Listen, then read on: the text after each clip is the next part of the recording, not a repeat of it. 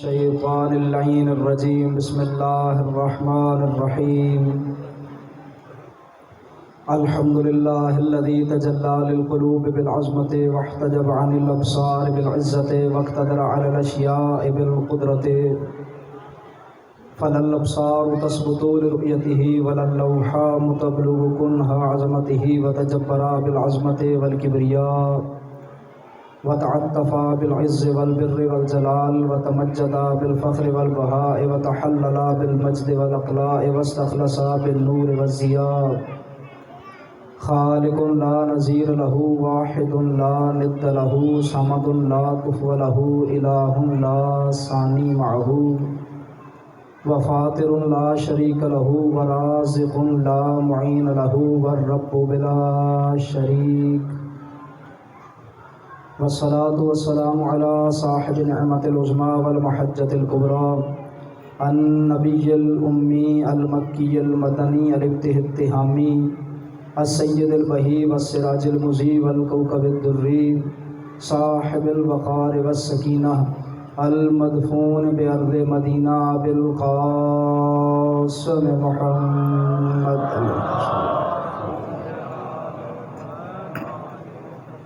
وعلى عطرته الطيبين الطاهرين المعصومين المظلومين واللعنة الدائمة على أعدائهم أجمعين أما بعد فأعوذ بالله من الشيطان الرجيم بسم الله الرحمن الرحيم محمد رسول الله والذين معه أشداء على الكفار رحماء بينهم تراهم ركعا سجدا يبتغون فضلا من الله ورضوانا سيماهم في وجوههم من أثر السجود ذلك مثلهم في التوراة ومثلهم في الإنجيل كزرع أخرج شطأه فآزره فاستغلظ فاستوى على سوقه يعجب الزرع ليغيظ بهم الكفار وعد الله الذين آمنوا وعملوا الصالحات منهم مغفرة وأجرا عظيما صلوات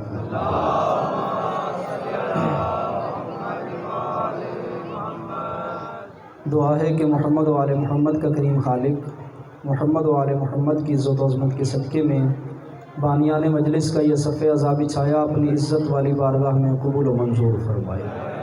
آپ حضرات کا دور و نزدیک سے چل کے آنا پڑھنے والوں کی پڑھائی میں حقیر کی نوکری میرا پردے والا امام اجر مودت میں شمار فرما کر شرف قبولیت عطا فرمائے۔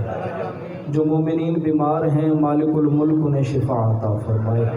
آپ سے ملتمس ہوں میرے والد محترم بیمار ہیں، دعا کیجیے اللہ رب العزت انہیں شفا عطا فرمائے۔ جو مومنین بے اولاد ہیں حاضرین میں یا جو نہیں آ سکے، جتنے بھی مومنین بے اولاد ہیں جنہیں ہم جانتے ہیں جنہیں نہیں جانتے، مالک الملک تمام کو اولاد نرینہ عطا فرمائے۔ کچھ مومنین ایسے ہیں جنہوں نے دعا کے لیے کہا ہے لیکن انہوں نے یہ بھی کہا ہے کہ ہمارا نام نہیں لینا، اور بالخصوص مجھے پیر سبطین شاہ جی نے کہا ہے کہ سہیل شاہ جی اور اجلال شاہ جی اور دیگر بھی اس خاندان کے ان کے رشتہ داروں میں جو مومنین بے اولاد ہیں مالک الملک انہیں اولاد نرینہ عطا فرمائے۔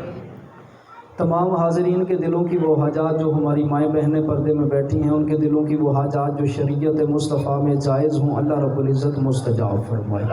اللہ رب العزت ہمارے مردگان کی مغفرت فرمائے، جن کی مغفرت ہو چکی ہو مالک الملک ان کے درجات بلند فرمائے۔ بالخصوص پورے چلیوٹ میں اور بالعکس اس امام بارگاہ میں عزاداری کا سلسلہ شروع کرنے والے جتنے بزرگان اس دنیا سے چلے گئے ہیں مالک الملک تمام کے درجات بلند فرمائے۔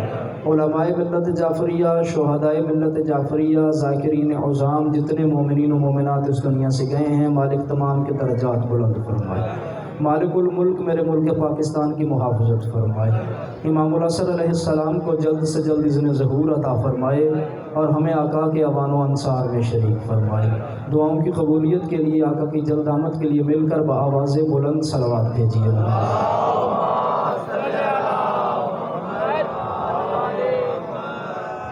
گفتگو شروع کرنے سے پہلے دو باتیں ہیں جو آپ کی گوش گزار کرنی ہیں۔ ایک تو میرے سامنے یہ جو بچے بیٹھے ہیں میرے سامنے وہ بیٹھا کریں جن کی عقل میں چور ہو، تاکہ جو بات میں پہنچانا چاہتا ہوں وہ بات پہنچ سکے۔ بچوں تک وہ بات نہیں پہنچائی جا سکتی جو بات پہنچانی ہوتی ہے۔ یہ جو نوجوان پڑھے لکھے پیچھے بیٹھے ہیں یہ ذرا مہربانی کریں آپ آگے آ جائیں۔ بچے بھی بیٹھے لیکن یہ جن کی عقل میچور ہے، جو پڑھے لکھے حضرات بزرگان ہیں، آپ اگر آگے سے آ جائیں گے، میرے نزدیک آپ بیٹھیں گے تو مجھے بات سمجھانے میں پھر آسانی رہے گی۔ آ جائیں آگے، مہربانی کر لیں، آ جائیں آ جائیں۔ برائے تاجیل ظہور امام زمانہ علیہ الصلوۃ والسلام بلند تر صلوات۔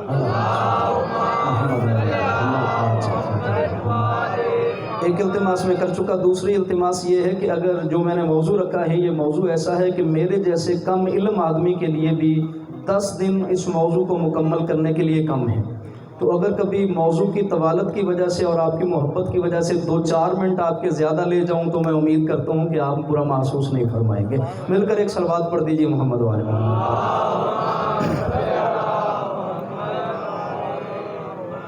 جو مومنین کل مجلس میں موجود تھے انہیں یاد ہوگا کہ اس عشرہ محرم میں ہم نے جو موضوع گفتگو رکھا ہے وہ ہے رسول اور معیت رسول۔ لفظ ساتھ میں نے کل بھی عرض کیا تھا، اس لیے استعمال میں نہیں کر رہا کہ لفظ ساتھ میں وہ معنویت نہیں پائی جاتی جو لفظ معہو میں پائی جاتی ہے، اس لیے کہ ہماری یہ جو لغت اردو ہے اس میں وہ معنویت یا وسعت نہیں ہے جو عربی زبان کے اندر پائی جاتی ہے۔ تو میں ترجمہ دوبارہ دہراؤں گا تاکہ میری بات واضح ہو سکے اور میں اپنے موضوع کو اچھے طریقے سے پہنچا سکوں۔ ارشاد رب العزت ہوا محمد الرسول اللہ، محمد اللہ کے رسول ہیں، والذین معہ اشداء علی الکفار، اور جو ان کے ساتھ ہیں، جو ان کی معیت میں ہیں، وہ کافروں پر سخت ہیں۔ جملہ کہوں گا، اگر آپ نے توجہ فرمائی تو پھر میں سمجھوں گا کہ پھر مجھے گہرائی میں جا کے گفتگو کرنی ہے، ورنہ پھر مجھے سرسری طور پہ گزر جانا ہے۔ فرمایا محمد اللہ کے رسول ہیں اور جو ان کے ساتھ ہیں وہ کافروں پر سخت ہیں۔ جس پر کافر سخت ہوں اس کا مطلب ہے وہ تو محمد کے ساتھ نہیں ہے۔ جس پر کافر سخت ہوں وہ تو مصطفیٰ کے ساتھ نہیں۔ پھر فرمایا شداء علی الکفار، کہ وہ کافروں پر سخت تو ہیں، رحماء بینہم، وہ آپس میں رحم دل بھی ہیں۔ اور حبیب یہ جو لوگ تیرے ساتھ ہیں، جو تیری معیت میں ہیں، کافروں پر سخت ہیں، آپس میں رحم دل۔ کافروں پر سخت ہونے کا مطلب یہ ہے، معنی یہ ہے کہ وہ جب میدان جنگ میں جانا پڑے تو حبیب وہ کافروں کے ساتھ کسی قسم کی رعایت نہیں برتتے، کافروں کو کسی قسم کی سہولت نہیں دیتے، وہ کافروں پر ایک بجلی کی مانند ٹوٹ پڑتے ہیں، کافروں سے وہ لڑ پڑتے ہیں۔ حبیب اشداء علی الکفار رحماء بینہم، وہ کافروں پر سخت ہیں، آپس میں رحم دل ہیں۔ تراہم رکعا سجدا یبتغون فضلا من اللہ ورضوانا، جب بھی انہیں دیکھو گے کبھی وہ رکوع کرتے نظر آئیں گے اور کبھی سجدہ کرتے نظر آئیں گے۔ کل بھی میں نے عرض کیا تھا یہ باپ اور بیٹے کا رکوع اور سجدہ اتنا مشہور ہو گیا ہے، اللہ نے رکوع کا تذکرہ بھی قرآن میں کر دیا ہے، اللہ نے سجدے کا تذکرہ بھی قرآن میں کر دیا ہے۔ پھر فرمایا کہ یہ جو رکوع اور سجدہ کرتے ہیں اس میں ان کی غرض ریاکاری نہیں ہے۔ یبتغون فضلا من اللہ ورضوانا، وہ اس رکوع اور سجدے کے ذریعے سے اللہ کا فضل اور اللہ کی رضا تلاش کرتے ہیں، یعنی اس رکوع اور سجدے کا ان کو جو مقصد ہے وہ ہے اللہ کو راضی کرنا، اللہ کا فضل اور اللہ کی رضا تلاش کرنا۔ کل بھی عرض کیا تھا، آج پھر کہہ دوں کہ اس آیت کو جب بھی پڑھا گیا ہے یہاں تک پڑھا گیا ہے، یا پھر جس نے بہت زیادہ ہمت کی اس نے آگے والے 2-4 لفظ پڑھے ہیں کہ ذالک مثلہم فی التوراۃ و مثلہم فی الانجیل۔ فرمایا یہ جو رسول کی معیت میں لوگ ہیں، جو رسول کے ساتھ ہیں، ان کا جو میں نے تذکرہ کر دیا کہ یہ کافروں پر سخت ہیں اور آپس میں رحم دل ہیں، کبھی رکوع کرتے نظر آتے ہیں، کبھی سجدہ کرتے نظر آتے ہیں۔ فرمایا ان کی انہی صفتوں کا تذکرہ میں نے تورات میں بھی کیا ہے، ان کی انہی صفتوں کا تذکرہ میں نے انجیل میں بھی کیا ہے۔ اب برادران اہل سنت کے علماء نے بتاتے ہیں کہ اس سے مراد صحابہ کرام رضوان اللہ تعالی علیہم اجمعین ہیں۔ میں ایک جملہ کہنے لگا ہوں، اگر کوئی اہل سنت دوست سن رہا ہو تو وہ جا کے اپنے علماء سے یہ بات ضرور پوچھے کہ اللہ ہے عادل۔ عادل اسے کہتے ہیں جو ایسا کام نہ کرے جو عدل کے زمرے سے نکلتا ہو۔ اب جس بندے نے کلمہ 40 سال بعد پڑھنا ہو، کیسے ہو سکتا ہے اللہ اس کا تذکرہ تورات اور انجیل میں کر دے؟ جس نے ابھی کلمہ ہی نہیں پڑھا، جو پیدا ہوگا، پیدا ہونے کے 30 40 50 سال کے بعد کلمہ پڑھے گا، پھر وہ اسلام قبول کرے گا اور پھر اس کے بعد ایمان کے درجے پر پہنچے گا۔ اگر آپ کو میری کل کی گفتگو یاد ہو تو اسلام الگ چیز ہے، ایمان الگ چیز ہے۔ ابھی اس نے کلمہ پڑھنا ہے، پہلے اسلام کو قبول کرنا ہے، پھر اس نے ایمان کے درجے تک پہنچنا ہے، اور ایمان کے درجے تک پہنچنے کے لیے ضروری ہے کہ وہ اپنی جان سے بھی جہاد کرے اور اپنے مال سے بھی جہاد کرے۔ نوجوان توجہ فرما دیں، بزرگان دعا فرما دیں۔ دیکھیے جہاد کی قسمیں ہیں دو، ایک جہاد بالسیف، ایک جہاد بالنفس۔ ایک تلوار سے جہاد کرنا، بسم اللہ شاہ جی دعا فرمائیے گا، ایک تلوار سے جہاد کرنا یہ کیا جاتا ہے میدان جنگ میں، یہ ہے اسے کہتے ہیں جہاد بالسیف، تلوار کے ساتھ جہاد۔ دوسرا جہاد ہے جہاد بالنفس، نفس کے ساتھ جہاد، جس کے لیے میں نے کہا نوجوان توجہ فرمائیں، بزرگان دعا کر دیں۔ یہ جہاد بالسیف آسان ہے، جہاد بالنفس مشکل کام ہے۔ سارے بھی چپ کر جائیں تو پھر میں نے بات جو کرنی ہے پھر آسان دی آواز آسان جی ٹھیک ہے، درود پڑھیے جی محمد والے شہروں میں یہ ہوتا ہے کہ میں اعتراض نہیں کر رہا، لیکن جو بات میرے مشاہدے میں ہے، جو میں نے دیکھی ہے وہ بتا رہا ہوں کہ شہروں میں خصوصاً عشاء کی اذان تقریباً آدھا گھنٹہ تک ہوتی رہتی ہے، ایک مسجد میں ہو ختم ہو، پھر دوسری مسجد میں۔ شاہ صاحب قبلہ نے بڑی خوبصورت بات کی، اور حکم شریعت بھی یہی ہے کہ ایک اذان سننا واجب ہے، جو قریب ترین ہو وہ اذان سننا واجب ہے۔ میں رکا تھا کہ اذان شاہ صاحب قبلہ نے بتایا کہ جو قریب والی ہے یہ سنیں گے، تو توجہ فرمائیے کہ اللہ فرماتا ہے کہ یہ ان کی صفتیں میں نے تورات میں بھی بیان کی ہیں، ان کی یہ صفتیں میں نے انجیل میں بھی بیان کی ہیں۔ تو جو ابھی تک پیدا ہی نہیں ہوئے اور پیدا ہونے کے بعد وہ کلمہ پڑھیں گے، یہ تو عدل خدا بندی کے خلاف ہے کہ اللہ ان کا تذکرہ تورات میں بھی کر دے اور اللہ ان کا تذکرہ انجیل میں بھی کر دے۔ تورات اور انجیل میں تذکرہ انہی کا آ سکتا ہے جو پیدا ہوتے ہی فوراً رسول کے ہاتھوں پہ کہے یا رسول اللہ حکم کریں تورات سناؤں، زبور سناؤں، انجیل سناؤں یا قرآن سناؤں۔ یعنی تورات میں تذکرہ جس کا ہوگا اسے تورات آتی بھی ہوگی، زبور میں تذکرہ جس کا ہوگا اسے زبور آتی بھی ہوگی۔ خدا کی قسم جو جملہ کہنے لگا ہوں، میں سمجھتا ہوں کہ اس کے بعد امیر المومنین علی بن ابی طالب علیہ السلام کی فضیلت پڑھنے کے لیے کوئی بات رہی نہیں جاتی۔ میرے مولا علی نے مسجد کوفہ کے منبر پر ارشاد فرمایا تھا، اگر میرے لیے مسند علم بچھا دی جائے، میرے سامنے تورات والے بھی بیٹھ جائیں، میرے سامنے زبور والے بھی بیٹھ جائیں، میرے سامنے انجیل والے بھی بیٹھ جائیں، میرے سامنے قرآن والے بھی بیٹھ جائیں، اور میرے سامنے مسئلہ رکھا جائے، فرمایا تورات والوں کا فیصلہ تورات سے کروں گا، زبور والوں کا فیصلہ زبور سے کروں گا، انجیل والوں کا فیصلہ انجیل سے کروں گا، قرآن والوں کا فیصلہ قرآن سے کروں گا۔ یہ تورات اور زبور میں تذکرہ اس کا آئے گا جسے تورات اور زبور آتی ہو، جو مسلمان ہونے کے بعد سورہ بقرہ 10 سالوں میں یاد کرے، وہ تورات میں کیسے آ سکتا؟ مل کے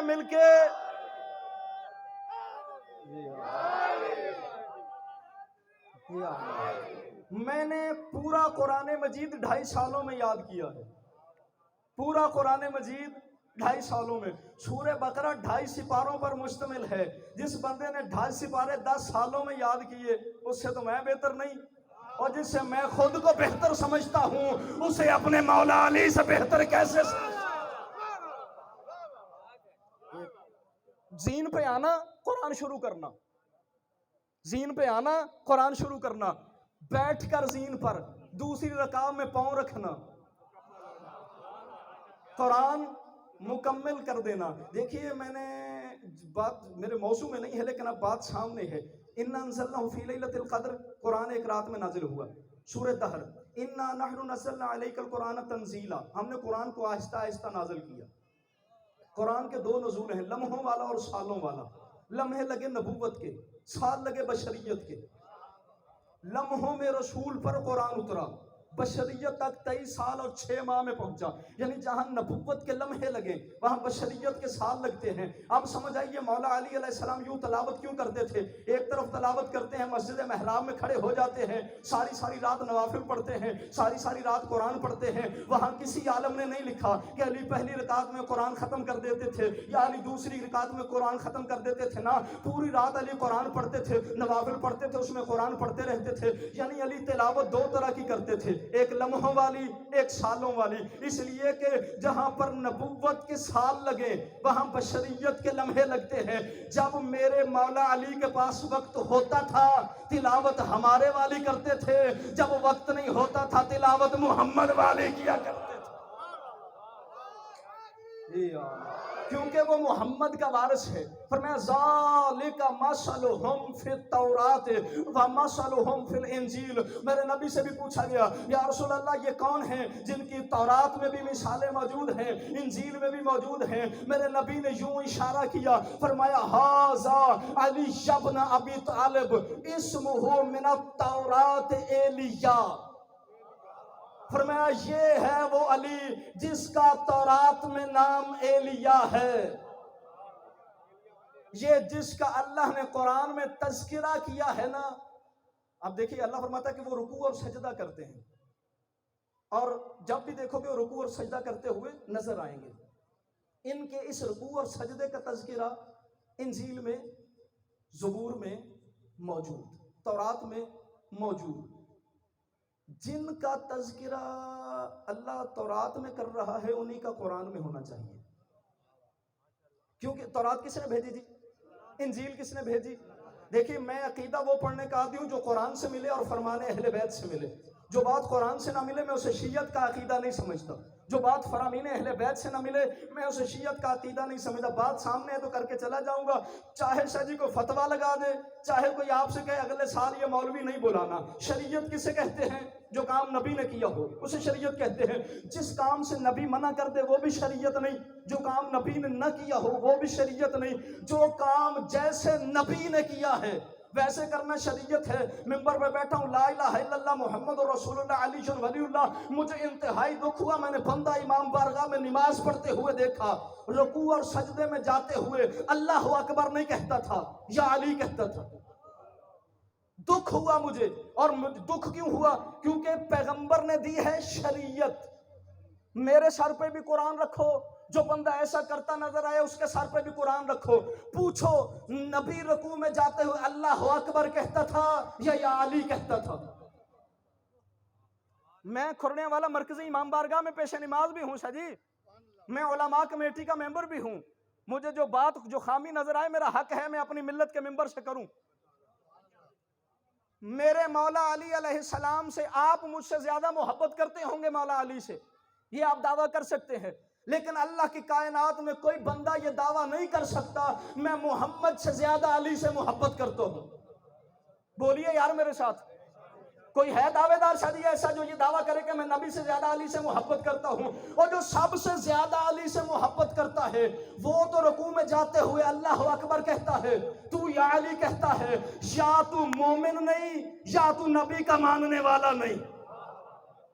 میں نے پہلے عرض کیا تھا بے شک بندے آپ سے کہہ دیں کہ نہ بلانا اگلے سال، لوگوں کی مرضی، اس لیے کہ میرا یہ عقیدہ ہے قیامت والے دن اللہ نے پکڑ لیا تو آل محمد چھڑوا لیں گے، جنہیں آل محمد نے پکڑا اسے کون چھڑوائے گا؟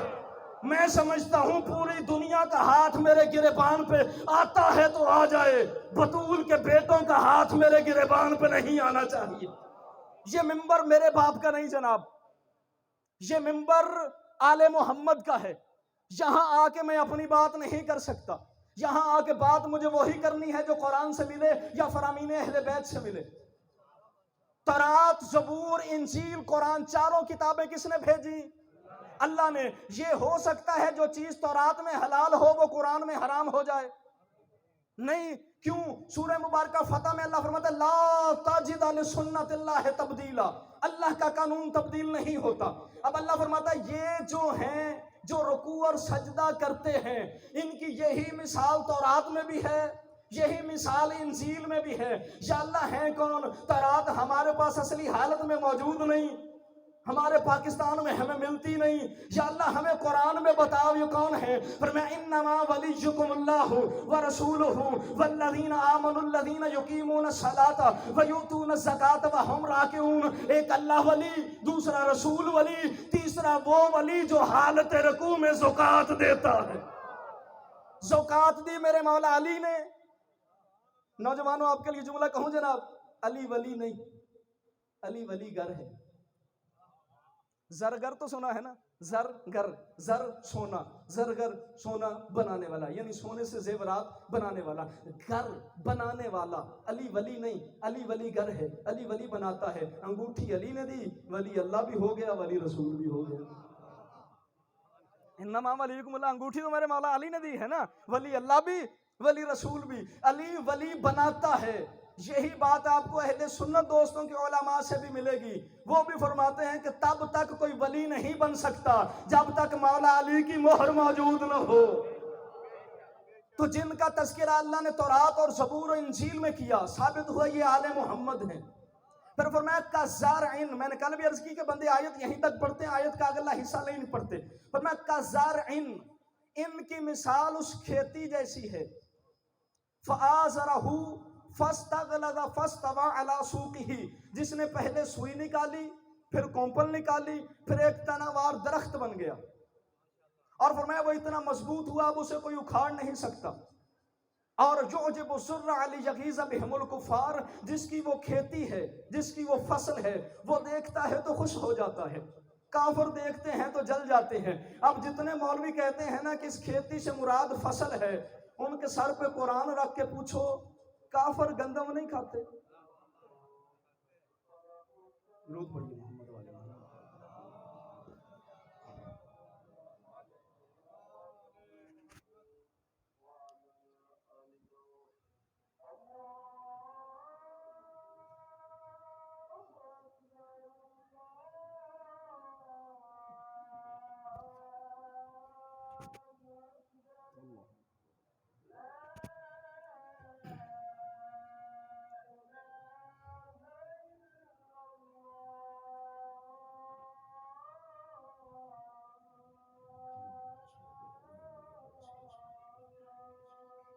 درود پڑھ دیجیے محمد والے محمد۔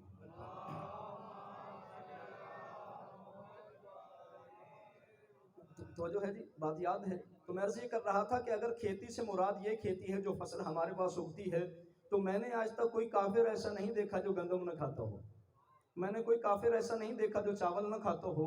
جب غیر مسلم بھی کھانا کھاتے ہیں، اناج کھاتے ہیں، تو وہ بھلا اس فصل کو دیکھ کر، پھر اس زراعت کو دیکھ کر کیوں پریشان ہوں گے؟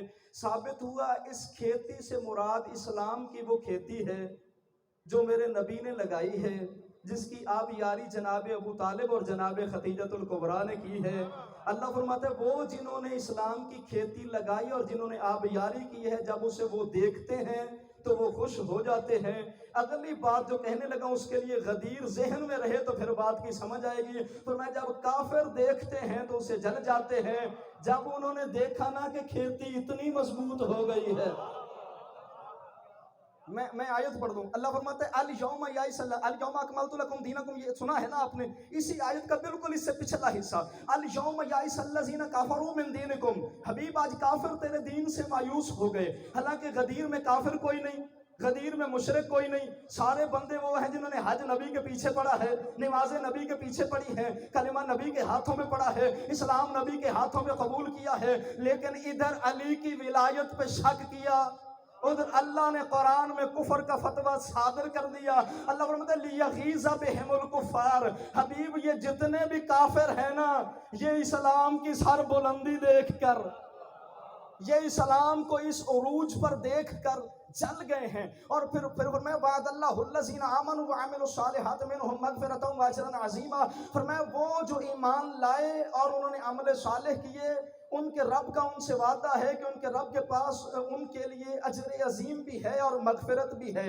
وہ بندے بھی غدیر میں نظر آئیں گے جب جناب ابو ذر نے جناب سلمان کا کندھا ہلا کے کہا یار سلمان کمال نہیں ہوگی، جیسا جا رہا ہے ویسا آ رہا۔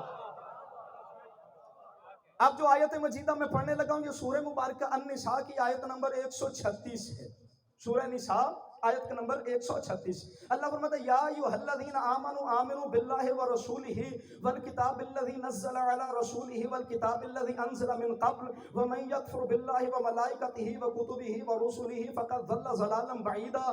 پہلے اللہ نے لفظ جو استعمال کیا یا ایھا الذین آمنوا، یہ ماضی کا صیغہ ہے، اے وہ لوگوں جو ایمان لا چکے ہو، یعنی پہلے ایمان لا چکے۔ آیت پہ غور کیجئے گا پھر میری اگلی پوری گفتگو سمجھ میں آئے گی ورنہ بات ضائع چلی جائے گی۔ فرمایا یا ایھا الذین آمنوا، ماضی کا سیگا، اے وہ لوگوں جو ایمان لا چکے ہو، آمنو باللہ ہے، اب اللہ پر ایمان لے آؤ، ورسول ہی، اس کے رسول پر۔ یا اللہ اگر یہ ایمان لائے نہیں تھے تو تو نے انہیں آمنو کیوں کہا؟ یا ایھا الذین آمنو، پہلے تو نے ماضی کا صیغہ استعمال کیا اور پھر کہتا آمنو باللہ، اللہ پر ایمان لاؤ، ورسول ہی، اس کے رسول پر ایمان لاؤ، والکتاب الذی نزل علی رسولہ، اور ایمان لاؤ اس کتاب پر جو میں نے اپنے رسول پر نازل کی، والکتاب الذی انزل من قبل، ان کتابوں پر بھی ایمان لاؤ جو میں نے پہلے نازل کی ہیں، ومن یکفر باللہ وملائکتہ وکتبہ ورسلہ، جس نے اللہ سے کفر کیا، فرشتوں سے کفر کیا، رسولوں سے کفر کیا، کتابوں سے کفر کیا، فقد ضل ضلالا بعیدا، وہ گمراہ ہے اور بالکل گہری گمراہی میں ہے۔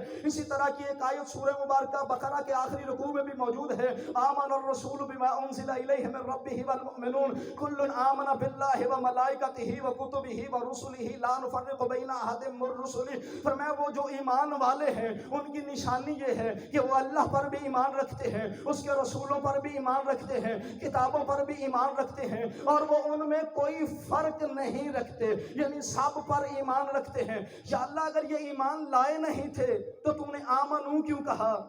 اور جب آمنو کہہ دیا پھر آمنو کیوں کہا؟ اے وہ لوگوں جو ایمان لا چکے ہو، کل والی آیت دوبارہ دہراؤں جی، فرمایا قالت الاعراب آمنا۔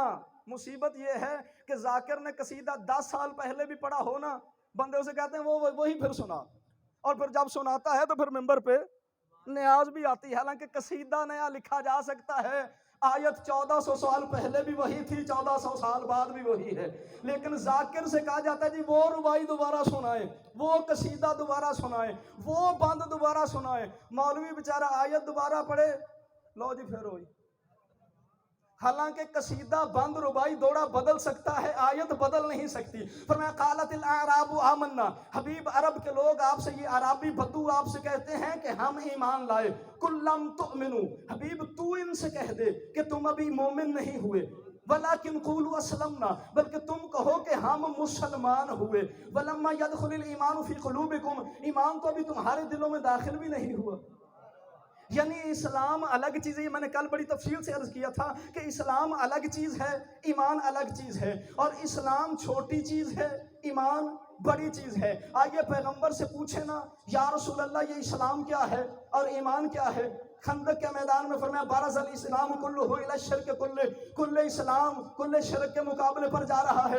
پھر صحابہ اکرام نے عرض کیا یا رسول اللہ ہمیں تو سمجھ نہیں آئی۔ پھر فرمایا بارز الایمان کلہ الی الکفر کلہ، کل ایمان کل کفر کے مقابلے پر جا رہا ہے، جا رہا تھا ایک۔ پہلے فرمایا کل اسلام کل شرک کے مقابلے پر، پھر فرمایا کل ایمان کل کفر کے مقابلے پر، یعنی جو اسلام ہے وہی ایمان ہے، اور جو ایمان ہے وہی اسلام ہے، اور جا رہا تھا میرا مولا علی۔ نبی نے پہلے فرمایا اسلام جا رہا ہے، پھر یہ فرمایا کہ ایمان جا رہا ہے، یعنی صحابہ کے مجمع میں میرے نبی نے اپنی امت کو بتا نہیں دیا کہ اگر مسلمان بننا ہے تو بھی علی علی کرنا پڑے گا، مومن بننا ہے تو بھی علی علی کرنا پڑے گا۔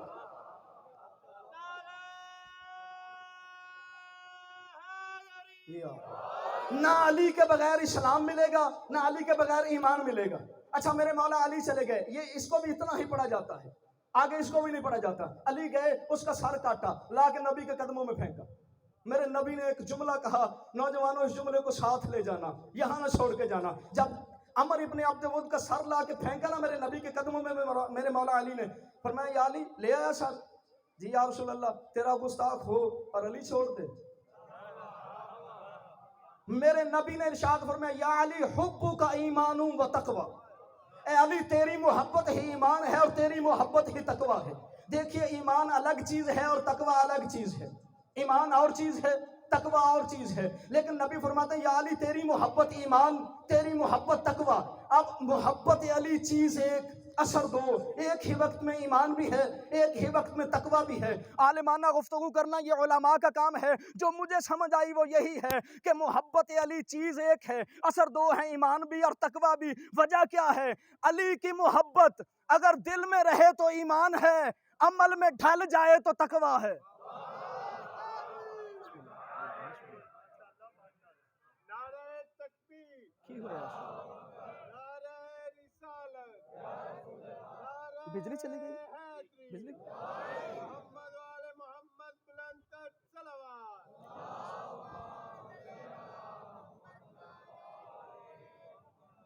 توجہ ہے جناب.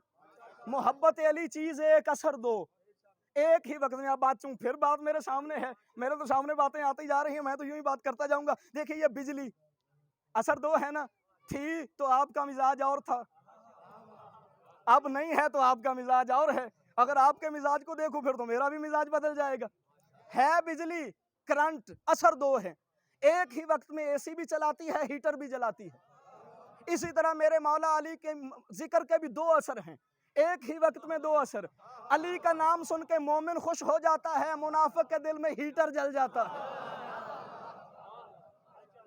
بزرگ عالم دین علامہ حسین بک جاڑا جنہوں نے تفسیر انوار النجف لکھی ہے, قبلہ ایک جملہ کہا کرتے تھے, سونے کے حروف سے تاریخ کی پیشانی پہ لکھا جانا چاہیے. جاڑا صاحب کا یہ جملہ, جاڑا صاحب فرمایا کرتے تھے, نام علی سنتا تو ہر کوئی ہے, کلیجہ مقدر والوں کا ٹھنڈا ہوتا ہے. نام علی سن جنریٹر کا انتظام ہے جی.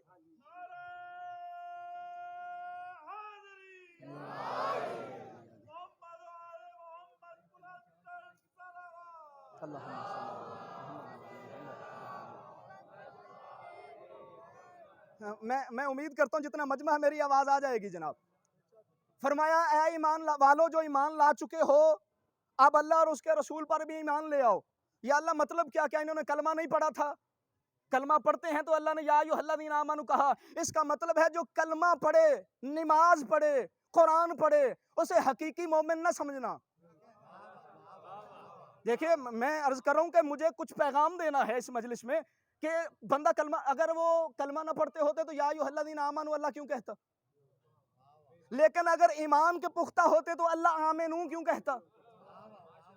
اس کا مطلب ہے بندہ کلمہ پڑھتا ہو, قرآن پڑھتا ہو, نماز پڑھتا ہو, اسے پکا حقیقی مومن نہ سمجھنا. یا اللہ معنی کیا ہے؟ کلمہ پڑھتے ہیں تو پھر بھی کہتا ہے مومنو ایمان لے آؤ. فرمایا قرآن کے حقائق کو تسلیم کرنے کا نام ایمان ہے.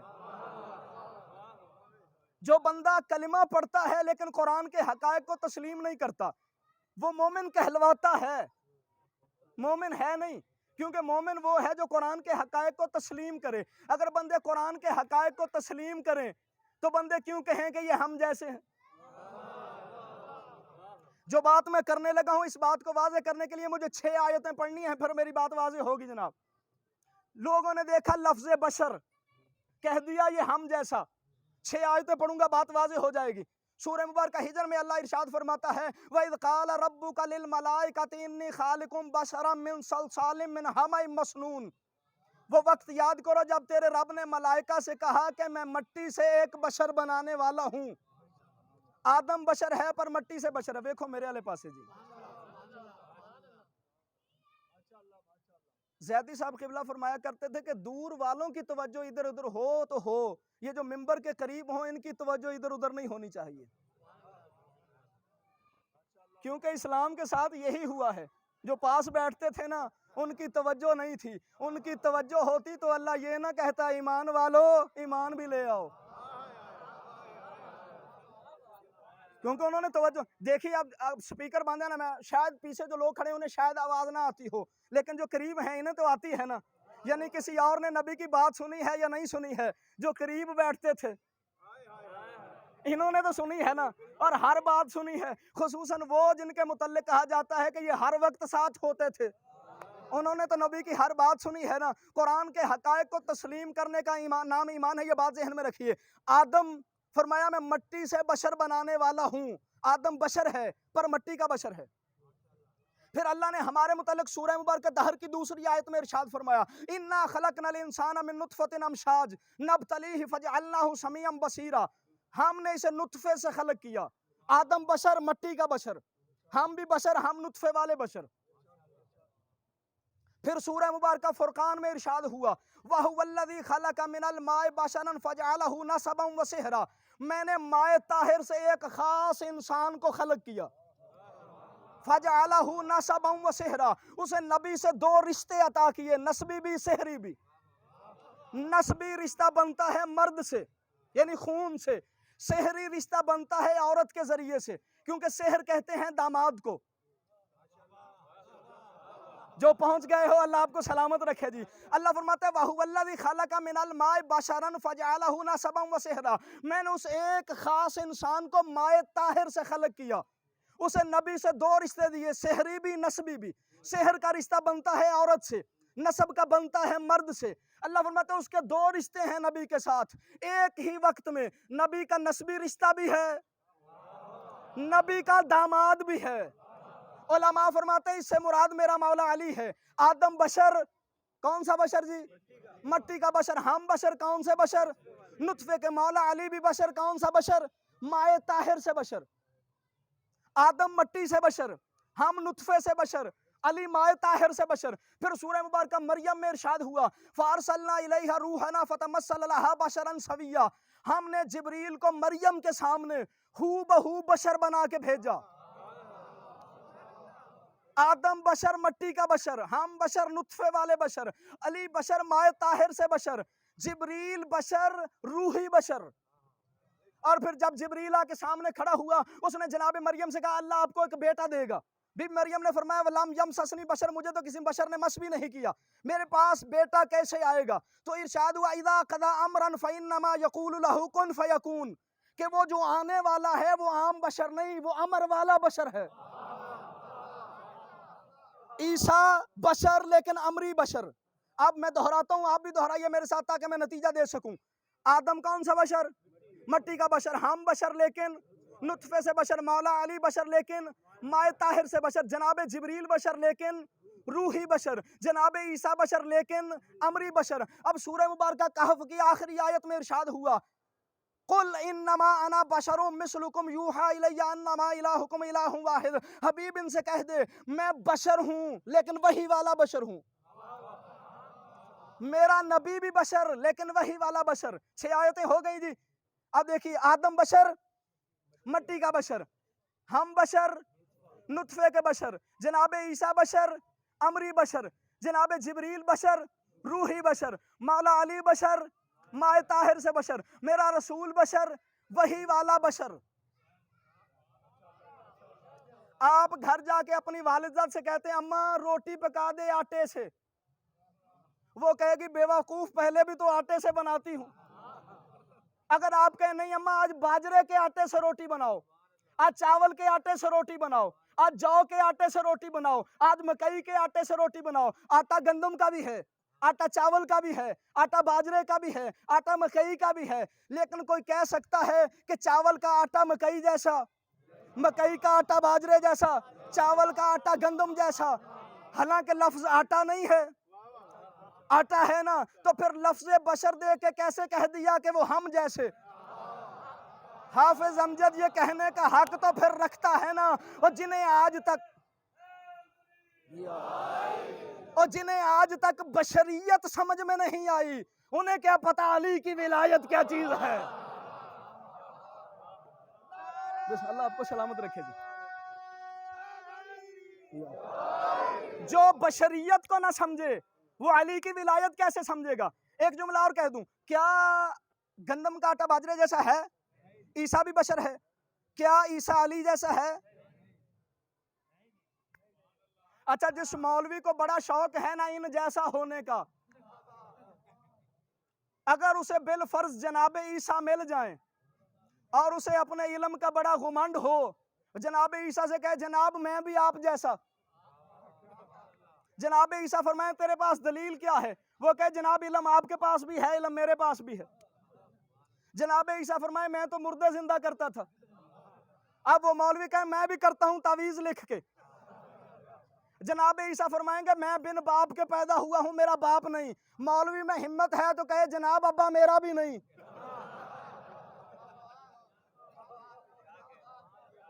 تو جو ہے جناب, اب کرے نا ہمت, اگر علم کا دعویٰ ہے. درود پڑھیے محمد و آل محمد پر.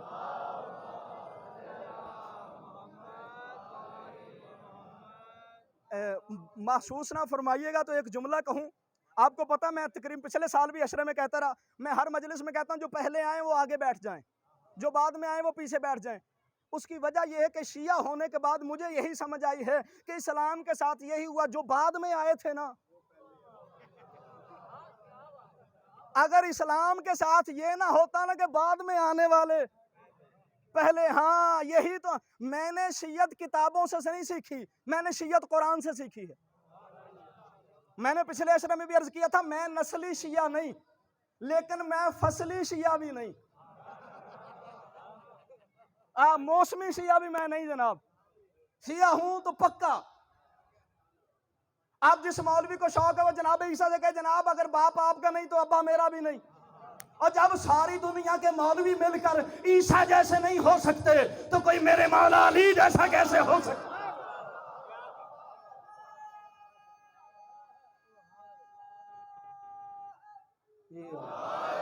یہ عیسیٰ بھی آئے گا اور علی کا 11واں بیٹا بھی آئے گا۔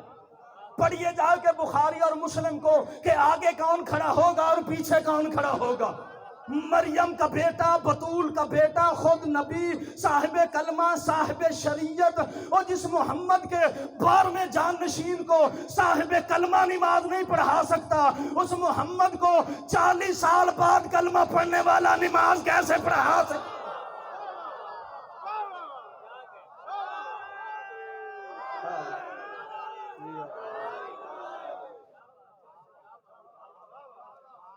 ساری دنیا مل کر ان کا مقابلہ نہیں کر سکتی، جی نوکر کا نہیں کر سکتی۔ ایک حدیث پڑھوں گا، آپ گواہ رہیے گا، ابھی تک میں نے کسی حدیث کو دلیل نہیں بنایا، لیکن اب ایک حدیث کو دلیل بنا۔ میرا موضوع یاد ہے نا جی، رسول اور معیت رسول۔ میں نے کل بھی عرض کیا تھا معیت دو طرح کی ہے، ایک جسمانی یعنی مکانی، ایک ایمانی۔ جسمانی معیت کا کوئی فائدہ نہیں، فائدہ اس معیت کا ہے جو ایمانی ہو۔ معیت یعنی ساتھ رہنا، جو جسمانی مکانی طور پہ میرے نبی کے ساتھ ہو اس کی کوئی فضیلت نہیں۔ اس بات کو جسمانی مکانی معیت اور ایمانی معیت واضح کرنے کے لیے حدیث کو دلیل بنانے لگا ہوں۔ حدیث آپ کے بچوں کو یاد، القرآن مع علی وعلی مع القرآن، مستدرک للحاکم میں یہ حدیث موجود ہے۔ القرآن مع علی وعلی مع القرآن، قرآن علی کے ساتھ، علی قرآن کے ساتھ۔ اب اگر یہاں معیت لیں مراد مکانی یعنی جسمانی، تو کیا مطلب؟ علی کے گلے میں قرآن لٹکتا تھا؟ علی ہر وقت قرآن ساتھ رکھتا تھا؟ نہ، کیونکہ علی کی قرآن سے معیت مکانی نہیں، علی کی قرآن سے معیت ہے ایمانی۔ نبی فرما رہے القرآن مع علی وعلی مع القرآن، یعنی جو قرآن کہے گا علی وہی کرے گا، اور جو علی کرے گا وہ قرآن بنتا چلا جائے گا۔ جس نے علی کے متعلق بات کرنی ہو ذرا سوچ سمجھ کے زبان سنبھال کے بات کرے۔ اب جو بندہ، پیغمبر نے فرما دیا کہ جو قرآن ہے وہ علی کے ساتھ ہے، اور جو علی ہے یہ قرآن کے ساتھ ہے۔ اب اگر قرآن کو مجسم دیکھنا ہو تو علی کو دیکھو، علی کو کتاب کی صورت میں دیکھنا ہو، صحیفے کی صورت میں دیکھنا ہو تو قرآن کو دیکھو۔ اب علی کے بارے میں بات کرنی ہو تو زبان سنبھال کے بات کرنا ہے۔ ایک خطبہ مولا علی کا شامل کرنے لگا ہوں، نہج البلاغہ خطبہ نمبر 69، کچھ حصہ نہج البلاغہ خطبہ نمبر 69 6-9۔ علی فرماتا ہے وَلَقَدْ بَلَّغْنِي أَنَّكُمْ تَقُولُونَ عَلِيٌّ يَكْذِبُ قَاتَلَكُمُ اللَّهُ، فرمایا مجھے یہ بات پہنچی ہے تم کہتے ہو کہ علی جھوٹ بولتا ہے۔ نہج البلاغہ ہے جناب، خطبہ نمبر 69 ہے۔ ممبر کوفہ پہ علی نے ارشاد فرمایا وَلَقَدْ بَلَّغْنِي أَنَّكُمْ تَقُولُونَ عَلِيٌّ يَكْذِبُ، مجھے یہ بات پہنچی تم کہتے ہو کہ علی جھوٹ بولتا ہے۔ قَاتَلَكُمُ اللَّهُ، اللہ تمہیں ہلاک کرے۔ اب سوچو جسے ہلاک ہونے کی بد دعا علی دے، اس کا حشر کیا ہوا ہوگا؟ فرمایا کس پر جھوٹ بولتا ہوں؟ أَلَمْ نَكْذِبْ، کس پر جھوٹ بولتا ہوں میں؟ عَلَى اللَّهِ، کہ اللہ پر۔ فَأَنَا أَوَّلُ مَنْ آمَنَ بِهِ، میں وہ پہلا ہوں جو ایمان لایا۔ ام علی نبیہ، کیا میں نبی پر جھوٹ بولتا ہوں؟ فانا اول من صدق بہ، میں وہ پہلا ہوں جس نے تصدیق کی ہے۔ یعنی پہلے ایمان بھی میں لاؤں اور جھوٹ بھی میں بولوں گا، پہلے تصدیق بھی میں نے کی۔ اب سمجھ آئی نبی نے 40 سال انتظار کیوں کیا تھا؟ اس لیے کہ نبی کا ارشاد ہے کہ اول ما خلق اللہ نوری، اللہ نے سب سے پہلے میرے نور کو خلق کیا۔ جب اول نے آنا تھا تو تصدیق بھی تو اول نے ہی کرنی تھی نا۔ فرمایا اول من آمن بہ، وہ میں ہوں سب سے پہلا جس نے جو ایمان لایا، جس نے تصدیق کی، میں جھوٹ بولوں گا؟ اب علی کے بارے میں بات کرنی ہو تو سوچ سمجھ کے بات کرنا، اس لیے کہ قرآن علی کے ساتھ اور علی قرآن کے ساتھ۔ علی کی قرآن سے معیت مکانی نہیں ہے، ایمانی ہے، اس لیے کہ علی ہے امام مبین۔ قرآن کتاب مبین، قرآن ہے علم رسالت، علی ہے عمل رسالت، قرآن ہے نصاب رسالت، علی ہے نفس رسالت، قرآن ہے کتاب اللہ، علی ہے لسان اللہ، قرآن مشکل ہے، علی مشکل کشا ہے۔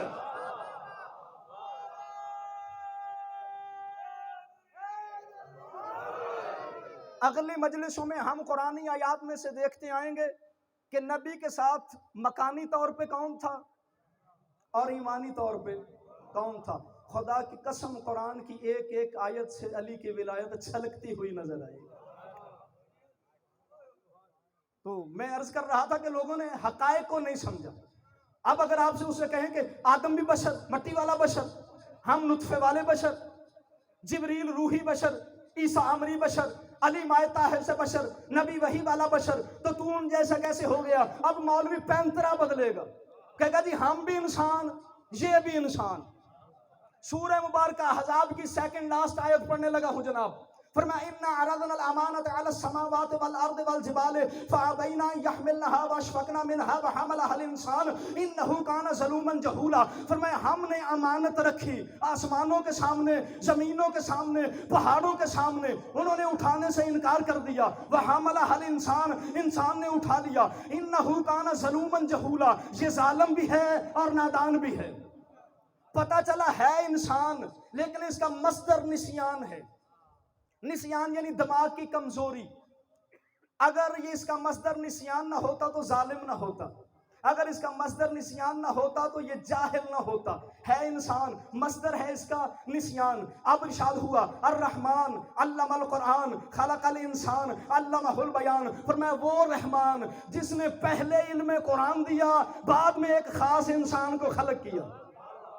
پہلے الرحمن علم القرآن، پہلے قرآن سکھایا، پھر ایک خاص انسان کو خلق کیا، وہ ہے میرا نبی۔ ہمارا مصدر ہے نسیان، نبی کا مصدر ہے علم، کیونکہ اگر مصدر نسیان ہوتا تو قرآن کی تعلیم نہ پاتا۔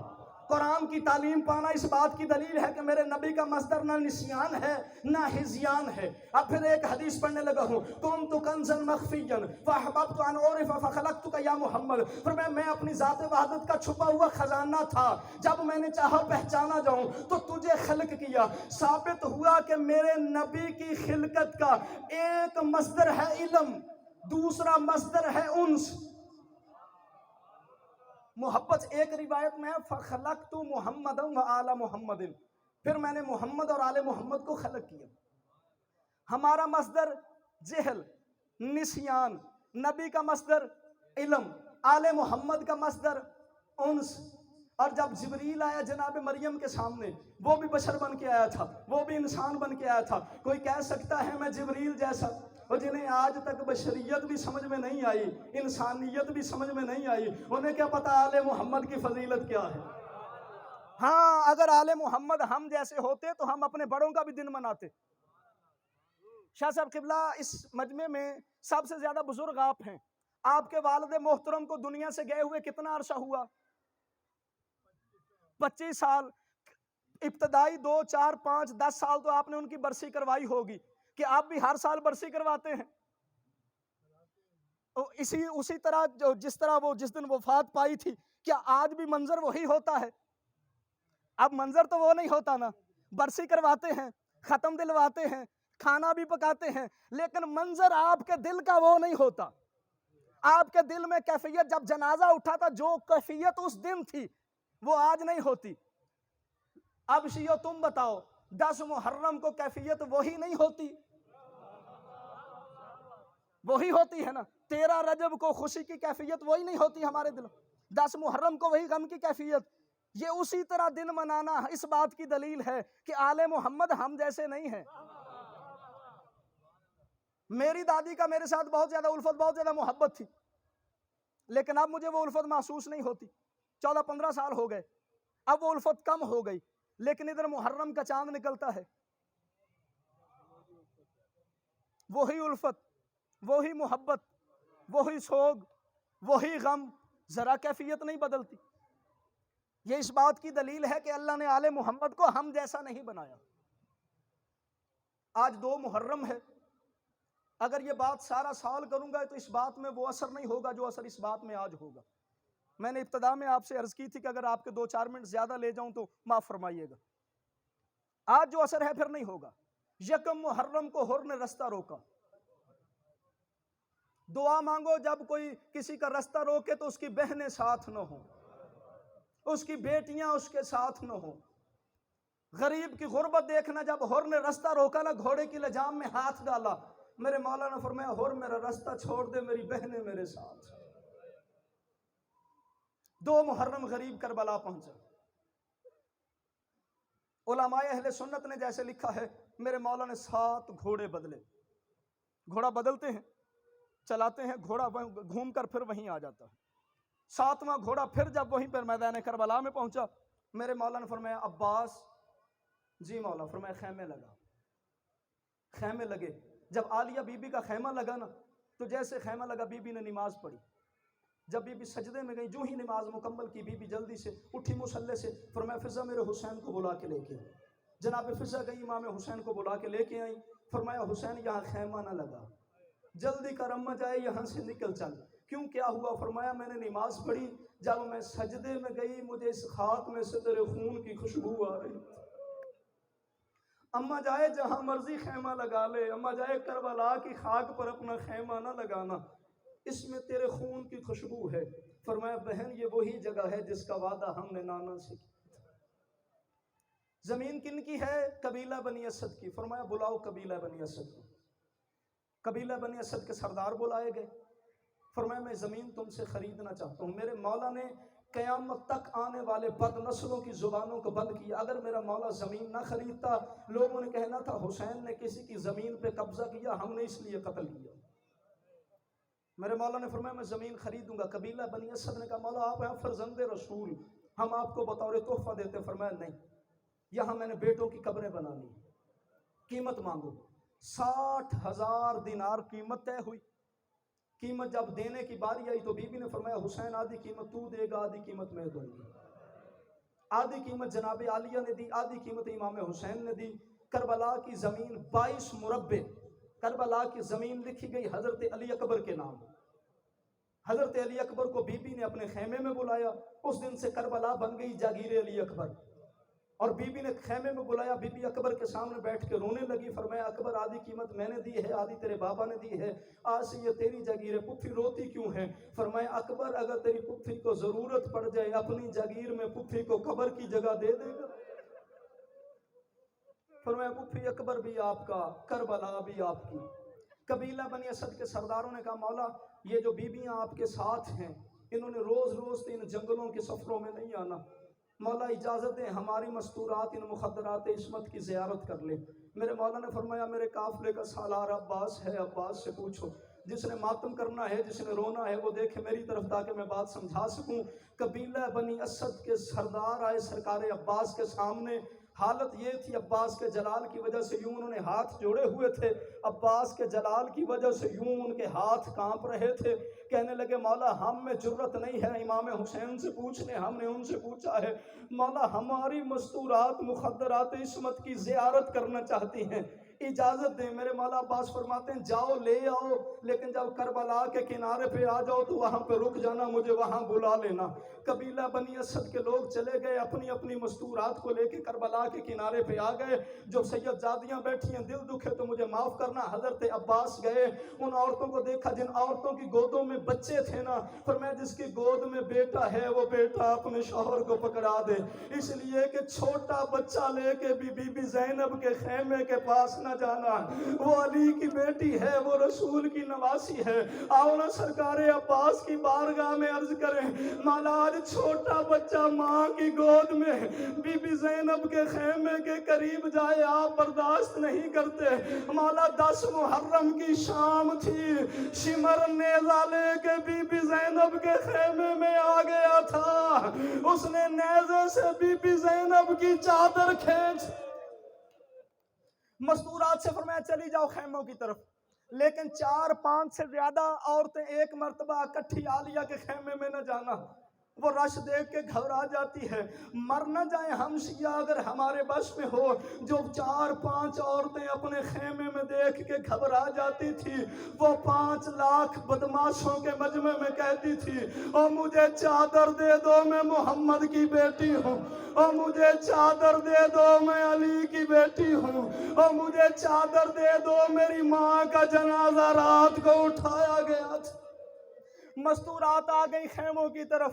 حضرت عباس نے جو 13-14 سال کے 20 سال کے نوجوان تھے انہیں فرمایا تم ادھر چلے جاؤ, میں علی اکبر اور قاسم کو بھیج دیتا ہوں. جس نے مولا علی کو دیکھنا ہو وہ قاسم کو دیکھ لے, جس نے نبی کی زیارت کرنی ہو وہ علی اکبر کی زیارت کر لے. جو 30-32 سال کے تھے تم فرمایا تم ادھر چلے جاؤ میں آ جاتا ہوں, میں اپنے چہرے سے نقاب اتاروں گا تم میری زیارت کر لینا. جو بوڑھے تھے انہیں فرمایا وہ مولا حسین بیٹھے ہیں, امام حسین کے پاس چلے جاؤ. وہ جو چھوٹے چھوٹے بچے تھے انہوں نے کربلا کی مٹی پہ بیٹھ کے کھیلنا شروع کر دیا. میرا لہجہ اس لیے جلدی بدل جاتا ہے کیونکہ میرے ذہن میں بات پہلے ہوتی ہے اور آپ جب سنتے ہیں آپ کی آنکھ میں آنسو بعد میں آتا ہے. جب بچے کھیلنے لگے نا, وہ جو بوڑھے تھے انہوں نے جب امام حسین کی زیارت کر لی, میرے مولا نے دیکھا بچے خاک پہ کھیل رہے تھے. میرا مولا اٹھ کے ان بچوں کی طرف چل پڑا. میں فضائل پڑھتا ہوں خطیب بن کے, مصائب میں خطیب بن کے نہیں پڑھتا. مصائب میں آپ کو پرسہ دوں گا, آپ مجھے پرسہ دیں. میرا مولا جب چلا ان بچوں نے دیکھا نا تو ایک بچے نے انہیں روکا, رکو رکو رکو, جا سیدی و مولائی, وہ ہمارا سید ہمارا مولا آ گیا ہے. میرے مولا نے اس بچے کے منہ سے سنا نا مولا, 2 آنسو گرے. ابا کالی تھی میرے مولا کی. بچوں کے درمیان میں آ کے میرے مولا خاک پر بیٹھ گئے. وہ بچے مٹی میں کھیل رہے تھے, ان کے لباس مٹی سے بھرے ہوئے تھے. میرے مولا نے بچوں کو اپنے پاس بٹھا لیا. وہ بچہ جس نے کہا تھا نا ہمارا سید اور ہمارا مولا آ گیا, فرمایا میرے قریب آ. بچہ آیا, فرمایا تجھے کس نے بتایا میں تیرا سید ہوں؟ تجھے کس نے بتایا میں تیرا مولا ہوں؟ اس نے کہا مولا میری اماں بتاتی ہے آپ مولا ہیں. دوسرے بچوں سے فرمایا تم مجھے جانتے ہو؟ چھوٹے بچے تھے نا, انہوں نے کہا جی مولا نہیں جانتے. فرمایا کلمہ آتا ہے؟ ان بچوں نے کہا آتا ہے. فرمایا کلمہ سناؤ. ان بچوں نے کہا لا الہ الا اللہ محمد الرسول اللہ علی ولی اللہ. فرمایا یہ جو تم محمد الرسول اللہ پڑھتے ہو نا, یہ محمد میرا نانا ہے. میں نہیں سمجھا سکا بات ورنہ ہر آنکھ میں آنسو آ جاتا. میرے مولا کا جو انداز تھا, خدا کی قسم مجھے وہ خطابت نہیں آتی میں مولا کا انداز بتا سکوں. بچوں کے درمیان میں کریم کربلا خاک پہ بیٹھے ہیں, خاک میں بھرے ہوئے لباس بچوں کے. کسی کو گود میں بٹھایا, کسی کو پاس کھڑا کیا. فرمایا یہ جو تم محمد الرسول اللہ پڑھتے ہو نا, یہ محمد میرا نانا ہے. فرمایا یہ جو تم علی ولی اللہ پڑھتے ہو نا, علی میرا پاپا. فرمایا تمہیں پتا تمہارے نبی کی ایک بیٹی تھی؟ جی مولا پتا ہے. فرمایا وہ میری اماں تھی, میں اسی نبی کی بیٹی کا بیٹا ہوں. میں تمہارے قریب جنگل میں آ گیا ہوں, پہلے کبھی یہاں آئے ہو؟ انہوں نے کہا مولا ہماری مائیں جب فرات پہ کپڑے دھونے آتی ہیں نا, ہم ماؤں کے ساتھ آ جاتے ہیں. مولا فرماتے ہیں آ کے کیا کرتے ہو؟ بچوں نے کہا مولا کھیلتے ہیں. امام فرماتے جو ماتمی ہیں جملہ ان کے لیے کافی ہے جو میں پڑھنے لگا. مولا فرماتے کیسے کھیلتے ہو؟ بچے کہنے لگے مولا وہاں سے مٹی اٹھا کے وہاں ڈال دیتے ہیں, وہاں سے مٹی اٹھا کے وہاں ڈال دیتے ہیں, وہاں سے مٹی اٹھا کے وہاں ڈال دیتے ہیں. مولا فرماتے ہیں آج ہے 2 محرم, 3 محرم تمہارا دل کرے تو کربلا میں آ جانا, نہ دل کرے تو نہ آنا. 4 محرم, 5 محرم, 6 محرم, 7, 8, 9 تک دل کرے تو آنا, نہ دل کرے تو نہ آنا. فرمایا 10 محرم کربلا میں نہ آنا. ان بچوں نے کہا کیا ہوگا یہاں پر کیوں نہ آئے؟ نہیں فرمایا یہاں اکبر کی بارات لوٹی جانی ہے. نہیں بتایا یہاں قاسم کے سہرے پامال ہونے ہیں. نہیں بتایا میرے اصغر کو تیر مارا جانا ہے. نہیں بتایا میرے غازی کے بازو کاٹے جائیں گے. نہیں بتایا میری بہنوں کی چادریں لوٹی جائیں گی. چھوٹے بچے تھے نا. فرمایا 10 محرم کو یہاں لڑائی ہونی ہے. بچوں نے کہا مولا ٹھیک ہے. فرمایا 11 محرم تمہاری مرضی, 12 محرم کربلا میں ضرور آنا. بچوں نے کہا مولا آگے کیا کریں؟ فرمایا پہلے کیا کرتے تھے؟ مولا یہاں سے مٹی اٹھا کے وہاں ڈال دیتے تھے, وہاں سے مٹی اٹھا کے وہاں ڈال دیتے تھے, وہاں سے مٹی اٹھا کے وہاں ڈال دیتے تھے. فرمایا 9 محرم تک تمہاری مرضی, 10 محرم کربلا میں نہ آنا, 12 محرم کربلا میں ضرور آنا. مولا کیا کریں؟ فرمایا وہاں سے مٹی اٹھا کے وہاں ڈال دینا, وہاں سے مٹی اٹھا کے وہاں ڈال دینا, وہاں سے مٹی اٹھا کے وہاں ڈال دینا. بچوں نے پوچھا مولا آپ کو کیا فائدہ ہوگا؟